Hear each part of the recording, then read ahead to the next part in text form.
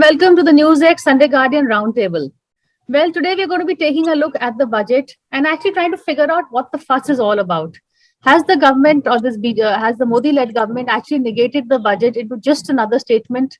Was there any big takeaway from the budget? What was the big idea behind it? Is it more of status quo, more of announcements, but not really any big ticket vision?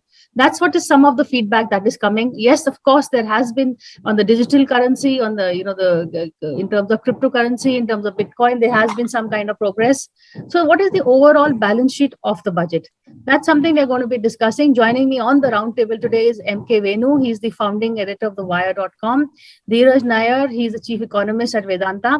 There is Dilip Tucharian, he's an image guru and a commentator, and Pranjal Sharma, he's the author of Kanti Nation and an economist. Dheeraj, what is the big ticket takeaway for you from this budget? The headline item is clearly that the government is prioritizing growth and using capital expenditure, additional capital expenditure, which basically means spending on large infrastructure projects to revive and sustain the growth story. So as you know, the context of this budget, I think the context of every budget is important. This budget is like 2 years after the pandemic hit us. So we've seen after 1 year of extreme slowdown, the last year has been one of recovery. So this is about maintaining that growth momentum. And frankly, at this point, consumption in the economy continues to be a little dampened. Private investment has not revived.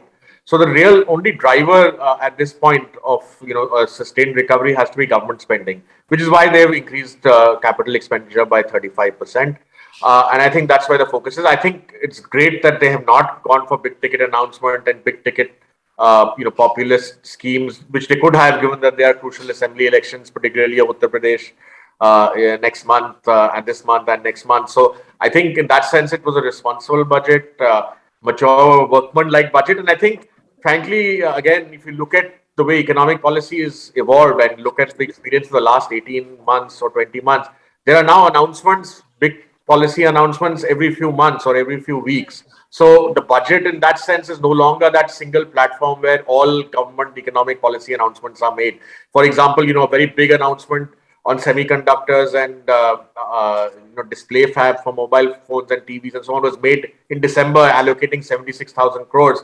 Now, if they had wanted, they could have held that back and announced it with the budget 1 month later. But that's not the style any longer. You announce as you go along. In COVID, you got to do many mini budgets because you don't know how things will pan out. So I think in that sense, the budget is no longer, and that's a good thing. I think because policy making is not only about economic policy making is not about one budget every year. The budget ultimately is a statement of the government's fiscal policy, how it's going to spend, how it's raising its revenue.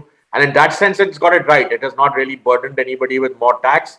And it's doing additional spending, which is what the need of the hour. So in terms of its broader fiscal policy, which is the main thing we look out for in the budget, and it's not squeezed the fiscal deficit too much. It's at 6.9%. So I think it's a budget for the times, and it's the way budget should be nowadays. I mean, it's the days of one budget announcing everything dramatic and big ticket change, those days are gone. Okay. I think my takeaway as a layperson, Venu, is that yes, of course, they haven't increased taxation, which is a blessing where this government is concerned. So maybe I shouldn't complain. But if they put more money in the hands of the consumer, let us do the spending instead of the government doing the spending. That's also one way to create demand, isn't it, Venu? Yeah, in the sense, see, Priya, I agree with Dheeraj that the importance of budgets as they used to be, 10 years ago, 15 years ago, when taxes were being brought down, gradually, whether it's import tariffs or those things are gone. Now, coming to vision.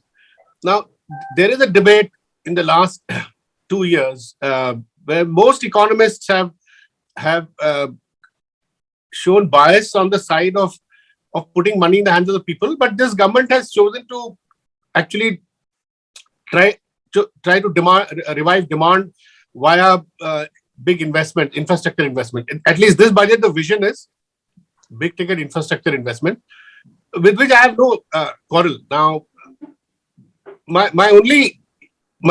issue is that the nature of investment needed in this big infrastructure push, which by itself is valid, right? You need, by government's own account, you need 20 lakh crores a year, Priya, of additional infrastructure investment to push the national infrastructure pipeline projects, which are earmarked.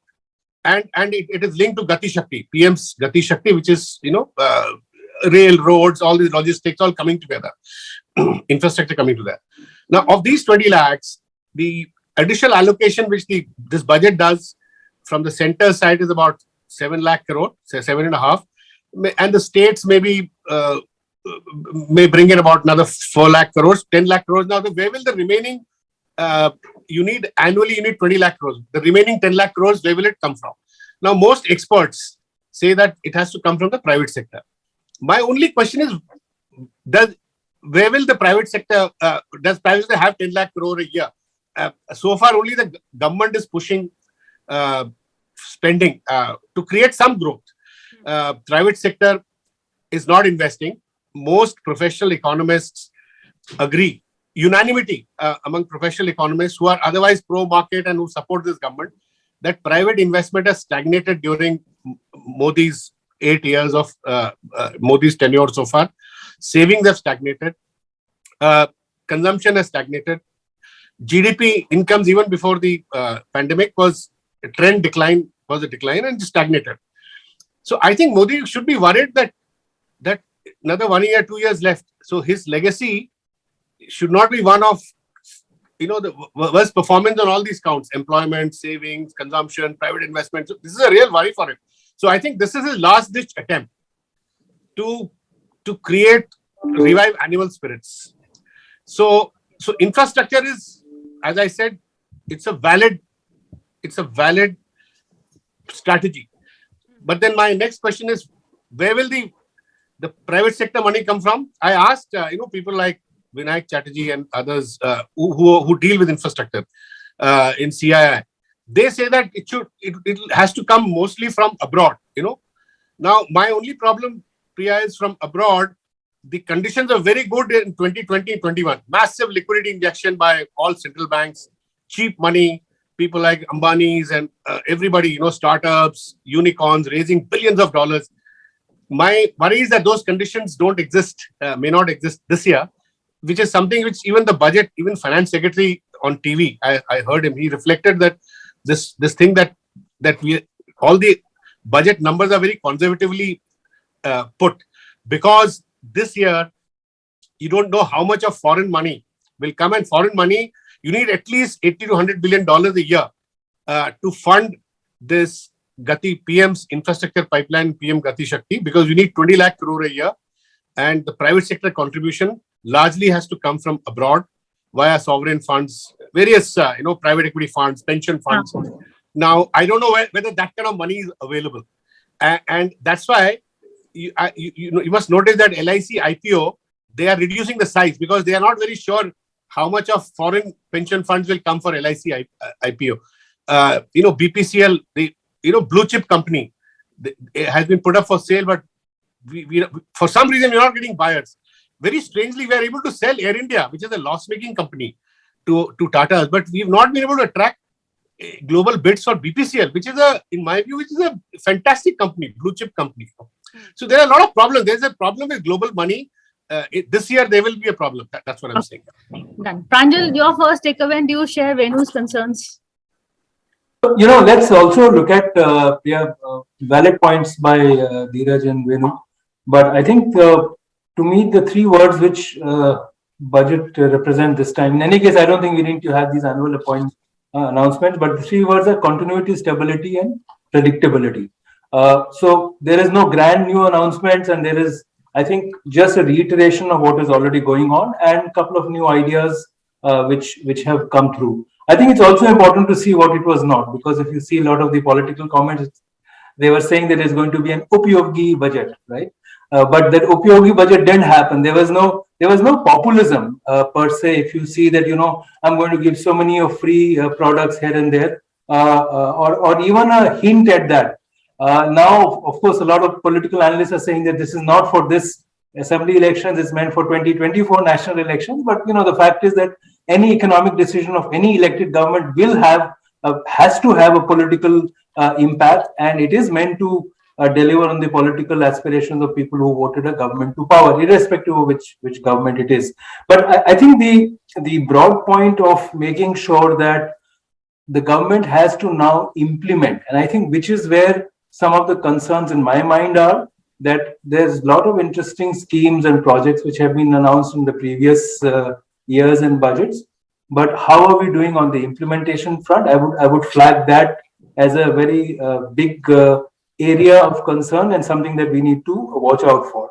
But I think what is good, and this is a consistent approach in the last few years, is to promote domestic manufacturing. Yes, funding is an issue, as Venu has pointed out, but the fact is that even if you look at the capital outlay, let's look at defense, for example. There's a clear target that 58% of the outlay will be spent on domestic defense companies. Now, this has a sentimental impact and a fiscal impact on companies who are in the sector. So instead of trading and just importing, you are saying, the government will put money on the ground and ensure that domestic manufacturing picks up. Of course, the success and the pace and all that, we can keep debating. Then, of course, the continuing effort on PLI, the production linked incentive scheme. And I'm sure, Dheeraj and Dilip will add to that. But the fact is that there is a very clear focus on reviving domestic manufacturing. See, the thing is, all the FDI we've seen, most of that has come into the services sector, not so much in the ground level sector, core sector. So we need to be aware of those points.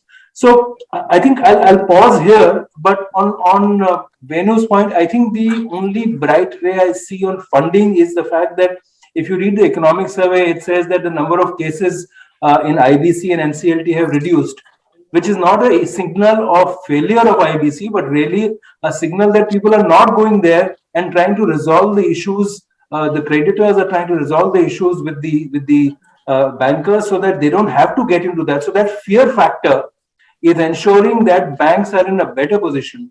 And another business leader told me in a conversation that, see, we are now in a place where our growth level is low, but the balance sheets are the best for corporate India in several years.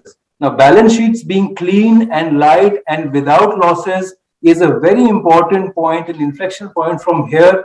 If managed well, this advantage, we can really bounce back. But in the manufacturing sector, I don't know if, I heard even Rahul's speech yesterday saying the MSMEs are really what are going to be contributing to the manufacturing sector, and they are ones who've been hardest hit by COVID, by demonetization. My take on this is threefold. One, that I'm very happy that Nirmala was able to avoid the panic about elections. And I think I buy that thesis that this is a budget which is oriented to the future. Is it good enough? I think certainly not. This hope on infrastructure spending and this idea that it's going to pull the economy out of the morass ain't going to work. You need to put money into the hands of consumers. You need to have put money into the hands of the poor. Of course, there is a pushback from the government saying, we've done enough and there's more money allocated. We have resources to do that. All of that is great. The twin worries we need to think about are the rising specter of inflation and the huge unemployment numbers which are coming through from every state at a granular level. I'm also concerned about the fact that you seem to have bolted the door as far as cryptocurrencies are concerned. You're pretending and giving them the aspiration that we are taxing you, therefore you are legitimate, and but in a sense you've shut the door on that. This digital currency business, I'm not quite sure till the RBI gets its act together. I'm not sure why it even needs to find its way into the budget. Like Dheeraj said and like Venu said, you don't need to do everything in the budget, and it's a good thing to have these policy announcements as standalone announcements and remove all those things. But on the other hand, there are elements which have been put in which again don't belong in the budget. Like, for example, this brilliant idea of battery swapping for EVs. great idea. It could have been presented as a possible employment generation thing if the private sector invests small amounts in it. It could revolutionize the EV market. But it was put into the budget to give some kind of a glitter and glam to it. We've got EVs, we've got crypto, we've done all these things, pressing all those For a buttons. new age budget. Okay. No, but crypto, I have to disagree with Dilip on this. Look, globally, every single central bank and regulator has a serious concern about cryptocurrency, right? If you look at it, Facebook was trying to launch its own global currency, which would have had an immense impact. Think about a global currency owned by a private entity which is known for data stealing. I mean, nobody in the world will allow that to happen. Therefore, globally, central bankers are saying, let's test the waters, let's figure out what's going to happen and take steps to understand what we can do. But therefore, the central bank's digital currency is a great idea. We will make mistakes. Every central banker is going to make mistakes because there is no precedence for this. Nobody can say that I have an answer for how exactly it's going to play out. We are in completely uncharted territory. So I think we have to give some benefit of doubt to government and regulator. I'm happy to rebut, but I'll wait till after the break. If that's what you're looking for. Quick break. Yes, I was looking for that break, but we'll come back and hear Dilip's rebut and also bring in Dheeraj and Venu back in the conversation after a short break. We are here discussing the budget, and before the break, we were taking a look at the announcements regarding cryptocurrency, good or bad. Dilip, you wanted to come in? I agree with Pranjal's take that reserve banks across the world are grappling with the idea. But on the other hand, what this budget is showing is this 2 steps forward, 1 step back kind of approach. And I'm not quite clear whether that's the right approach for crypto. Also, I'm not sure whether that needed to come from the Reserve Bank and they should have come out with something on it instead of this huge 30% tax idea. I don't see the place for that kind of thing, is what I was trying to say. But Pranjal's point, I accept as valid. All right. Dheeraj, your take on, what do you think is the most doable, achievable in this budget in the next 3 years? Because that's, I do agree with whoever said that this is also the budget for 2024 really. So what is that he can say in 24 ke maine ye kiya tha from this budget? Well, I mean, if you go beyond the speech and you look at some of the numbers, what's interesting in terms of allocations is that the biggest allocations are to roads and water. So, the old Bijli, Sadak, Pani kind of politics, at least Sadak and Pani are getting huge allocations and, the Har Ghar Jal, Nal Se Jal, Jal Jeevan Mission. So I think if you look at the first term, the big ticket items were, giving housing to the poor and, toilets and gas cylinders. I think this particular term, in terms of reaching out to the poor and rural areas, it's tapped drinking water. So I think that is a clear priority, as well as roads, which have their own economic benefits, which are well known and well proven. So I think, the question that is always asked is about jobs. There's too much unemployment or underemployment or whatever. So the thing is that, jobs, to ask the question about jobs is, putting the cart before the horse. Jobs don't come out of, government. Government can't create jobs, with a magic wand, right? It has to come through economic activity, through economic growth, through private sector, through big ticket investment, right? So, I mean, you said, you could give more money into the hands of the poor, but that's palliative at best. You can give it for this year, for next year, but that's not productive employment. And if you give too much money into the hands of the poor, with inflation being a challenge, you could raise that level further, causing, I think, inflation is politically very, very sensitive topic. So I think if you look at what they're trying to do, I mean, the clear logic is that yes, at one level we try and give the basic needs of life, whether it's water, gas, housing, toilets, that kind of thing, and the logical conclusion or logical extension of that in this term is water, as I said. And at the other level, you have to do investment. Because private investment, I agree, is sluggish right now. But ultimately, you have to revive that if jobs are to be created, because only entrepreneurs create jobs. Nobody else. Jobs don't come out of thin air. And Venu's point about foreign investment, is that coming in or not? No, foreign investment is coming in, but obviously, there's a great opportunity there with people looking to diversify away from China, supply chains away from China. But there are, again, it's not a budget factor alone which can change that. In manufacturing, as Pranjal said, there's less investment coming in, and we need to change several things, and several things have been changed over the last 17, 18 months. So I have no doubt you will see. I think what Venu was referring to more was the liquidity and cheap money that was available to borrow, which may slow down. But in terms of FDI, I still think India remains one of the more attractive destinations. So I think investment, whether it's private domestic investment, private foreign investment, or government investment, these are the only things which will generate you sustainable and good jobs. So in that sense, I think Modi's calculation is absolutely correct, that you have to lead with public investment and assume that private investment will follow, get crowded in. And at the same time, you don't rely only on that. You also do delivery of certain goods and services to the poorest sections, which got him a great dividend in 2019, and which there's no reason to believe will not get a political dividend in 2024. So I think it's a every government has to balance growth priorities and distribution priorities. But I think at this particular point, there was no other choice. I mean, ideally, yes, we want to spend a lot on everything. We want to spend 6% of GDP on education, 6% on health. You want to do income tax transfers, but where's the money? So ultimately, then you'll say you busted the fisc and you caused the crisis, you caused the sovereign crisis, you caused the inflation crisis.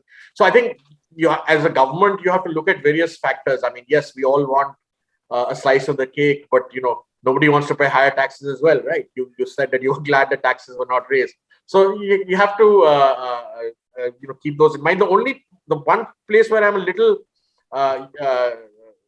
curious as to government strategies on disinvestment in particular, given that they got Air India out of the door, which was the tough one. I'm surprised they are not more buoyant on and more optimistic about disinvestment. That's one way to actually raise more revenue, to spend more, and also to increase efficiency in the economy. So they've pared down those targets considerably. Maybe they're just being realistic. Maybe they don't want to. Maybe earlier we say if people exaggerate the numbers, and some of those budget numbers often tend to be either fudged is a strong word, but juggled around. But I think to the finance minister's credit, they're being fairly conservative and transparent about all the numbers. So you can't really pick holes with the numbers. Okay, Venu, quickly I'll get in here. Totally. Yeah, Venu, your reaction to this? Yeah, Priya, I just want to clarify again. I'm not saying that India will not get foreign investment. India will get its normal share of foreign investment. What I'm saying is the requirement for infrastructure plan, national infrastructure pipeline, the scale that the government itself has set out, 20 lakh crore a year, of which governments can only put in about 10 lakh crore. The remaining 10 lakh crore, the bulk of it has to come from abroad through pension funds, private equity funds, sovereign funds, which totals to, in my estimate, about $100 billion a year you need for 5 years to fund the national infrastructure pipeline. And all I'm saying that the scale of foreign money that you need, it may be difficult to get in a year when global inflation is rising. US Federal Reserve, all central banks are shrinking their balance sheet. They have announced that US Federal Reserve is going to raise interest rate 3 to 4 times this year. I think it's important. Funding is clearly an issue, and I think disinvestment should improve. They are being cautious, as Dheeraj says, but hopefully, the domestic banks also need to now be more confident in lending. That's something which they have not done so far.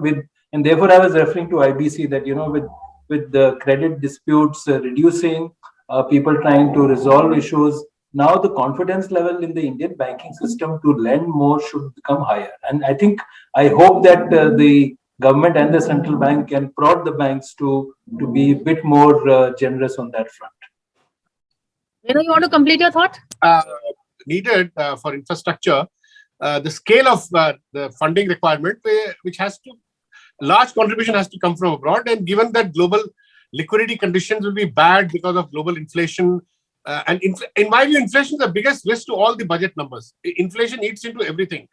So I'll give you one example. The finance secretary himself admitted that the budget puts a very conservative growth estimate, nominal GDP of 11%, and 11% is a very conservative estimate. And if inflation turns out to be 7% say this year, then you are looking at a GDP growth of 4%. which is not very good, so not enough to raise generate employment, etc. So at a macro level, the threat of inflation, which is at a 30-year high globally, I don't know how India can insulate itself. So there would be issues, and RBI will be worried about this, and even the government. In various ways, I've heard government, our own finance ministry officials expressing worry about this. So these are the variables I'm saying. So it's there are too many moving parts in terms of global macros this year. So that is a risk. That's all I'm saying. Yeah. All right. Dilip, so this is more a growth budget than a populist budget. That seems to be the takeaway. And it's not an election budget. No, it's not an election budget. That's very clear. It's also possibly the last budget, real budget, because the next budget has to be an election budget. So it's the last real budget that this government will present before the 2024. Is there the other thing none of us have actually touched upon is that the entire farming sector was largely neglected and not talked about. There was, perfunctory mention about this greening system and organic farming and all of that. I think that there is something that we need to be anxious about there. I would have expected at least more than just the grand idea of interlinking of rivers, which has huge ecological issues, which we are not talking about. Besides the fact that to trigger private investment, I think green clearances have been promised to be expedited even more than they already are in this government. So if you ask me, the combination of rivers and environmental clearances, to me, raises a massive red flag as far as the environment is concerned. But farmers and environment. Farmers and environment. Well, we've had a pretty comprehensive discussion on the budget. We'll continue this discussion, look at more sectors in detail. But right now, that's it for now. Thank you for watching this show. We'll see you again, same time next week.